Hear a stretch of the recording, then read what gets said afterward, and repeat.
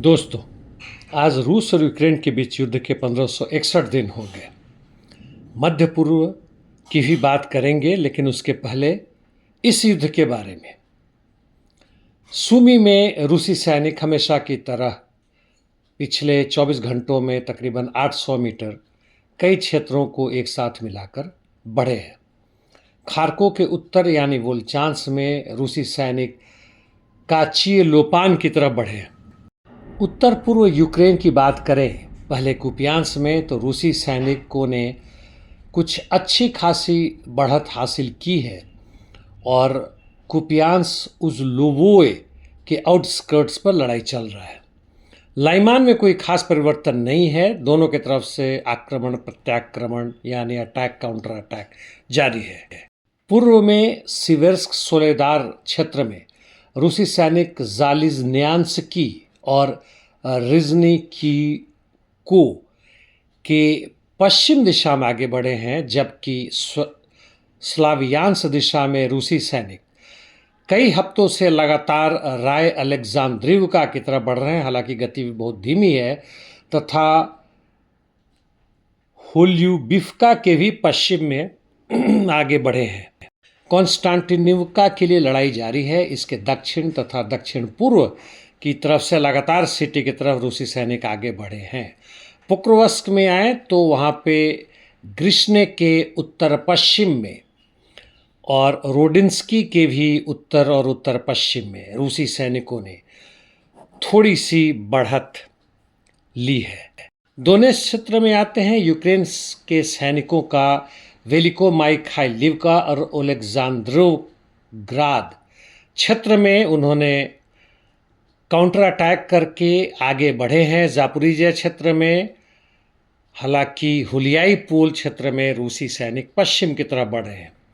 जहां तक जापोरिजिया पश्चिम की बात है, कोई खास परिवर्तन नहीं है, लेकिन यूक्रेन का दबदबा अभी भी जारी है कामियांस्की क्षेत्र में। इंटरडिक्शन मिशंस बहुत ज़बरदस्त जारी है। यूक्रेन की तरफ से क्रीमिया, सेवास्तोपोल, रोस्तोव, जापोरिजिया सटे हुए नीचे मेलितोपोल और ब्रयांस्क में हुआ है, जबकि रशिया की तरफ से भी इंटरडिक्शन मिशंस यूक्रेन के कई हिस्सों में लगातार जारी है। अब आते हैं मध्य पूर्व में। सबसे पहले लेबनान के बारे में। अमेरिका में लेबनान के प्रतिनिधियों और इजराइल के प्रतिनिधियों को मिलाकर हिजबुल्लाह की तरफ से जो संधि प्रस्ताव में लाया गया था कि लितानी नदी के दक्षिण में वो पीछे हट जाएंगे या जो भी है, इसका विरोध किया है। हिजबुल्लाह ने कहा है कि उसे स्वीकार नहीं है, यानी युद्धबंदी नहीं होगा। हिजबुल्लाह ने साफ कहा है कि जितने भी अभी तक संधियां हुई हैं आईडीएफ ने, इजराइल ने उनको तोड़ा है। इस बीच में आईडीएफ लगातार लेबनान के कई हिस्सों में आक्रमण कर रहा है। हिजबुल्लाह ने भी काउंटर अटैक किया है, कई रॉकेट्स दागे हैं और 8 से 10 जगहों पर काउंटर अटैक किया है, बेसिकली हिट एंड रन वाली स्थिति में, और कई इजराइल के सैनिक घायल भी बताए जा रहे हैं। जहाँ तक ईरान से संबंधित बात है, ईरान ने कहा कि कुवैत पर उसने आक्रमण नहीं किया। उसके प्रवक्ता ने यह स्टेटमेंट जारी किया है, जबकि अमेरिका और कुवैत का कहना है कि ईरान नहीं किया है, और कुवैत का कहना है कि 5 से 6 मिसाइल आए थे, कई वेव में आए थे, जबकि ईरान का कहना है कि इसके काउंटर में जो अमेरिकी एयर डिफेंस मिसाइल्स थे वो वहाँ पे गिरे हैं और उसके कारण हुआ है। उसने कुवैत के इंटरनेशनल सिविल एयरपोर्ट पर नहीं, बल्कि अमेरिकी एयरबेस को निशाना बनाया था। यह तो है युद्धों की स्थिति। एक खबर और है कि वेनेजुएला की जो पहले उपराष्ट्रपति थी डेल्सी रोड्रिगेज, जो अभी राष्ट्रपति हैं, क्योंकि उनके राष्ट्रपति को अमेरिका उठाकर ले गया, भारत आ रही हैं 5 दिवसीय विजिट पे।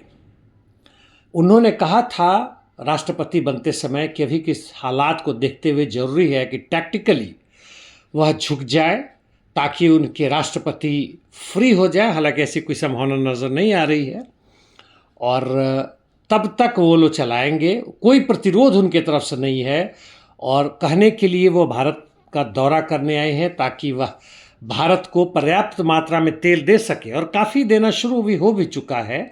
और हॉर्मुज से जो 40% भारत का तेल आता था, अब उसके जगह पर वेनेजुएला से भारी मात्रा में आ रहा है, और करीब 4 लाख बैरल प्रतिदिन के हिसाब से आ रहा है। यानी ये अमेरिका के कहने पे है, और सस्ते दर पे कुछ मिल रहा है, भारत को इससे कुछ फ़ायदा भी है। क्या इनके जॉइंट स्टेटमेंट में इनके अभी के राष्ट्रपति जो अमेरिका के कैद में हैं, यानी मदुरो पर कोई जॉइंट स्टेटमेंट में कुछ इनकी चर्चा होएगी? मुझे संदेह लगता है। दोनों अमेरिका को नाराज़ नहीं करना चाहेंगे, भले ही पिट्ठू ना हो, लेकिन हर काम वही करेंगे जो ट्रंप कहता है, यानी उसका मागा, यानी वाइट सुप्रीमेसी, तथा साथ साथ युद्ध, तथा साथ साथ लूटना अन्य देशों से, जिस रूप में हो, टैरिफ के रूप में हो, सीधे के सीधे तेल या उसका रेयर अर्थ एलिमेंट हो, कोई अंतर नहीं पड़ता है। मागा का यही मतलब है। तो चलते चलते यह भी बता दें कि अमेरिका ने 60 देशों की सूची निकाली है जो उसके हिसाब से फोर्स्ड लेबर यानी जबरन श्रम कर सस्ते दरों में उत्पाद पैदा करके अमेरिका बेचते हैं, और उन पर वह 10 से 12.5% एक्स्ट्रा टैरिफ लगाएगा, जिसमें भारत भी एक है। चीन, रूस के साथ जापान, दक्षिण कोरिया, यूके, नॉर्वे, कनाडा भी है। धन्यवाद।